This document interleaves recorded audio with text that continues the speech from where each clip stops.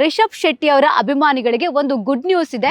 ನಮ್ಮ ಕನ್ನಡದ ಚಿತ್ರ ನಾಮನಿರ್ದೇಶಿತವಾಗಿದೆ ಅನ್ನುವಂಥದ್ದು ತಮ್ಮ ಅಧಿಕೃತವಾದಂತಹ ಖಾತೆಯಲ್ಲಿ ಹೇಳ್ಕೊಂಡಿರುವಂಥದ್ದು. ಕಾಂತಾರ ಸಿನಿಮಾದ ಅಭಿಮಾನಿಗಳಿಗೆ ಒಂದಷ್ಟು ಒಳ್ಳೆಯ ವಿಚಾರ, ಸಂತೋಷದ ವಿಚಾರ ಅಂತಾನೆ ಹೇಳಬಹುದು. 850 ಕೋಟಿಗಿಂತ ಹೆಚ್ಚು ಹಣವನ್ನ ಗಳಿಕೆ ಮಾಡಿರುವಂಥದ್ದು ಇದೇ ಜನವರಿ 22ನೇ ತಾರೀಕು ನಡೆಯುತ್ತೆ ಅಂತ ಘೋಷಣೆ ಕೂಡ ಮಾಡಿದ್ದಾರೆ. ಬಹುಶಃ ಇದಕ್ಕಿಂತ ಒಂದು ಖುಷಿಯ ವಿಚಾರ ಸದ್ಯಕ್ಕೆ ಮತ್ತೊಂದಿಲ್ಲ ಅಂತ ಅನ್ಸುತ್ತೆ. ಆತ್ಮೀಯ ಕನ್ನಡ ಪಿಕ್ಚರ್ ವೀಕ್ಷಕರಿಗೆ ನಮಸ್ಕಾರ. ನಾನು ಪಲ್ಲವಿ ಎನ್ ರಾಜ್. ಕಾಂತಾರ ಚಾಪ್ಟರ್ 1 ಈ ಸಿನಿಮಾ ಮಾಡಿದಂತಹ ದಾಖಲೆಗಳು ಒಂದೆರಡಲ್ಲ ಅಂತಲೇ ಹೇಳಬಹುದು.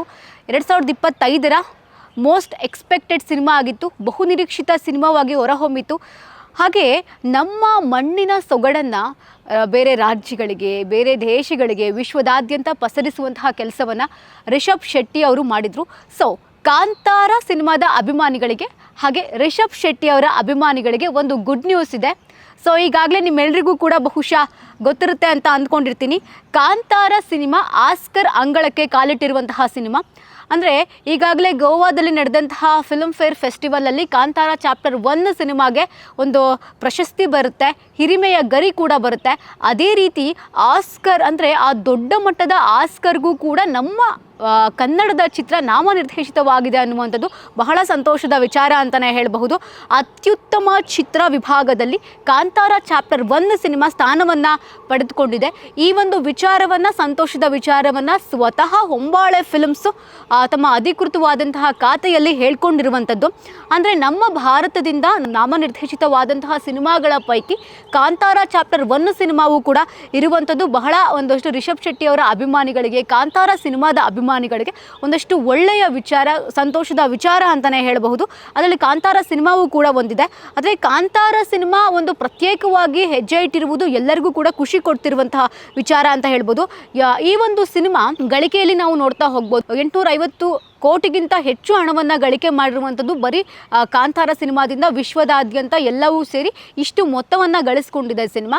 ಸೊ ಸಿನಿಮಾದ ಮೇಲೆ, ಸಿನಿಮಾ ನೋಡಿದ ಮೇಲೆ ಆ ಒಂದು ಜನರಿಂದ ಬಂದಂತಹ ಫೀಡ್ಬ್ಯಾಕ್ ಮಾತ್ರ ಒಳ್ಳೆ ಅತ್ಯದ್ಭುತವಾದಂತಹ ಫೀಡ್ಬ್ಯಾಕು ಕೂಡ ಸಿನಿಮಾ ಗಳಿಸ್ಕೊಂಡಿತ್ತು. ಇನ್ನೇನು 98ನೇ ಅಕಾಡೆಮಿ ಪ್ರಶಸ್ತಿಗಳಿಗೆ ಕ್ಷಣಗಣನೆ ಸ್ಟಾರ್ಟ್ ಆಗಿರುವಂಥದ್ದು, ಎಲ್ಲವೂ ಕೂಡ ಸಿದ್ಧತೆ ನಡೀತಾ ಇದೆ. ಸೊ ಇದೇ ಅಂದರೆ 201 ಸಿನಿಮಾಗಳು ಲಿಸ್ಟ್ನಲ್ಲಿರುವಂಥದ್ದು. ಈ 201 ಸಿನಿಮಾಗಳ ಪೈಕಿ ನಮ್ಮ ಕಾಂತಾರ ಸಿನಿಮಾವೂ ಕೂಡ ಒಂದಿದೆ. ಅದರ ಜೊತೆಗೆ ಇನ್ನೊಂದು ಬಿಗ್ಗೆಸ್ಟ್ ಅಪ್ಡೇಟ್ ಏನಪ್ಪ ಅಂತಂದರೆ, ಇದೇ ಹೊಂಬಾಳೆ ಸಂಸ್ಥೆ ನಿರ್ಮಾಣ ಮಾಡಿರುವಂತಹ ಉಗ್ರಾವತಾರ ನರಸಿಂಹ ಸಿನಿಮಾವೂ ಕೂಡ ಕಾಂತಾರದ ಜೊತೆಗೆ ನಾಮನಿರ್ದೇಶನವಾಗಿರುವಂಥದ್ದು ಕೂಡ ನಾವಿಲ್ಲಿ ನೋಡ್ತಾ ಹೋಗ್ಬೋದು. ಹಾಗೆಯೇ ಈ ಕಾಂತಾರ ಚಾಪ್ಟರ್ 1 ಹಾಗೆ ತನ್ವಿ ದಿ ಗ್ರೇಟ್ ಸಿನಿಮಾ ಎರಡೂ ಒಂದೇ ಪೈಕಿ ನಾಮನಿರ್ದೇಶನವಾಗಿರುವಂಥದ್ದು ಒಂದು ವಿಶೇಷ ಅಂತ ಹೇಳ್ಬೋದು. ಸೊ ಅಧಿಕೃತವಾಗಿ ಅರ್ಹತಾ ಪಟ್ಟಿಯಲ್ಲಿ ಈ ಎರಡೂ ಸಿನಿಮಾಗಳು ಕೂಡ ಇದೆ, ಸ್ಥಾನವನ್ನು ಕೂಡ ಪಡ್ಕೊಂಡಿದೆ. 98ನೇ ಅಕಾಡೆಮಿ ಪ್ರಶಸ್ತಿಗಳಿಗೆ ಅಧಿಕೃತವಾಗಿ ನಿರ್ದೇಶನ ಯಾವಾಗ ನಡೆಯುತ್ತೆ ಅಂದರೆ, ಈ ಒಂದು ಪ್ರೋಗ್ರಾಮ್ ಯಾವಾಗ ನಡೆಯುತ್ತೆ ಅಂತಂದರೆ ಇದೇ ಜನವರಿ 22ನೇ ತಾರೀಕು ನಡೆಯುತ್ತೆ ಅಂತ ಘೋಷಣೆ ಕೂಡ ಮಾಡಿದ್ದಾರೆ. ಈ ಇಂಟರ್ನ್ಯಾಷನಲ್ ಫಿಲ್ಮ್ ಫೆಸ್ಟಿವಲ್ಸ್ನಲ್ಲೂ ಕೂಡ ನಮ್ಮ ಕಾಂತಾರ ಸಿನಿಮಾಗೆ ಸ್ಪೆಷಲ್ ಅವಾರ್ಡ್ ಕೂಡ ಸಿಕ್ಕಿರುವಂಥದ್ದು. ಅಂದರೆ ಈ ಹಿಂದೆ ಕಾಂತಾರ ಸಿನಿಮಾ ಬಂದಿರುತ್ತೆ, ಈ ಕಾಂತಾರ ಸಿನಿಮಾದಲ್ಲಿಯೂ ಕೂಡ ರಿಷಬ್ ಶೆಟ್ಟಿ ಅವರಿಗೆ ಅತ್ಯುತ್ತಮವಾದಂತಹ ನಟ ಪ್ರಶಸ್ತಿ ಬರುತ್ತೆ, ಅತ್ಯುತ್ತಮವಾದಂತಹ ನಿರ್ದೇಶಕ ಪ್ರಶಸ್ತಿ ಬರುತ್ತೆ, ಅತ್ಯುತ್ತಮವಾದಂತಹ ಸಿನಿಮಾ ಅನ್ನುವಂತಹ ಪ್ರಶಸ್ತಿ ಕೂಡ ಬರುತ್ತೆ. ಈ ಕಾಂತಾರ ಗಳಿಸ್ಕೊಂಡಿರುವಂತಹ ಹಿರಿಮೆ, ಗರಿಮೆ ಒಂದೆರಡಲ್ಲ ಅಂತಲೇ ಕೂಡ ಹೇಳಬಹುದು. ಮನರಂಜನಾ ಚಿತ್ರ ಅನ್ನುವಂತಹ ಪ್ರಶಸ್ತಿಗಳು ಕೂಡ ಕಾಂತಾರ ಸಿನಿಮಾಗೆ ಬರುತ್ತೆ.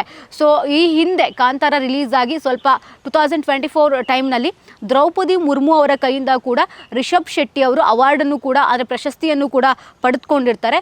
ಸೊ ಹೀಗಾಗಿ ಕಾಂತಾರದ ಮೇಲೆ ಎಲ್ರಿಗೂ ಕೂಡ ಸಿನಿಮಾ ಪ್ರೇಕ್ಷಕರಿಗೆ ಹೆಚ್ಚಾಗಿತ್ತು ಒಂದು ಎಕ್ಸ್ಪೆಕ್ಟೇಷನು. ಅದನ್ನು ಕಾಂತಾರ ಚಾಪ್ಟರ್ 1 ಸಿನಿಮಾ ರೀಚ್ ಆಗಿದೆ. ಸೊ ಈಗ ಆಸ್ಕರ್ ಪ್ರಶಸ್ತಿಗೆ ಕಾಂತಾರ ಚಾಪ್ಟರ್ 1 ಸಿನಿಮಾ ನಾಮನಿರ್ದೇಶಿತವಾಗಿದೆ.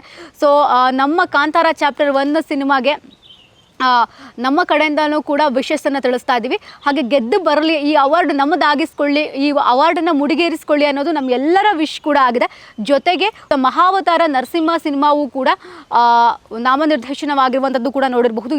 ಈ ಸಿನಿಮಾವೂ ಕೂಡ ಬಾಕ್ಸ್ ಆಫೀಸ್ನಲ್ಲಿ ಧೂಳೆಬ್ಸಿತ್ತು, ಸಾಕಷ್ಟು ವಿಮರ್ಶೆಗಳನ್ನು ಕೂಡ ಪಡ್ಕೊಂಡಿತ್ತು. ಅಂದರೆ ಒಳ್ಳೆ ರೀತಿಯ ವಿಮರ್ಶೆಗಳನ್ನು ಕೂಡ ಈ ಸಿನಿಮಾ ಪಡ್ಕೊಂಡಿರುತ್ತೆ, ಮೆಚ್ಚುಗೆಯನ್ನು ಕೂಡ ಪಡ್ಕೊಂಡಿರುತ್ತೆ. ಅಂದರೆ ಆ ಸಮಯದಲ್ಲಿ ಬಂದಂತಹ ಎಲ್ಲ ಸಿನಿಮಾಗಳ ಪೈಕಿ ಈ ಒಂದು ಸಿನಿಮಾಗೆ ಮೆಚ್ಚುಗೆಯನ್ನು ವ್ಯಕ್ತಪಡಿಸ್ತಾರೆ.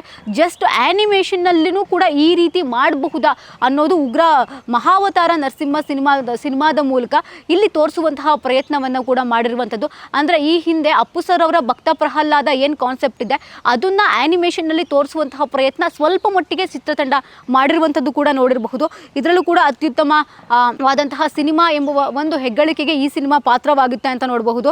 ಸೊ ಹೀಗಾಗಿ ಸಾಕಷ್ಟು ಒಂದು ಹಿನ್ನೆಲೆ ಉಳ್ಳಂತಹ ನಮ್ಮ ಕನ್ನಡದ ಎರಡೂ ಸಿನಿಮಾಗಳು, ನಮ್ಮ ಹೊಂಬಾಳೆ ಸಂಸ್ಥೆಯ ಸಿನಿಮಾಗಳು ಬಂದಿದೆ ಅಂತಂದರೆ ಬಹುಶಃ ಇದಕ್ಕಿಂತ ಒಂದು ಖುಷಿಯ ವಿಚಾರ ಸದ್ಯಕ್ಕೆ ಮತ್ತೊಂದಿಲ್ಲ ಅಂತ ಅನಿಸುತ್ತೆ. ಇದೇ 22ನೇ ತಾರೀಕು ಒಂದು ಪ್ರಶಸ್ತಿಯ ಒಂದು ಅವಾರ್ಡ್ ಪ್ರೋಗ್ರಾಮ್ ನಡೀತಾ ಇರುವಂಥದ್ದು.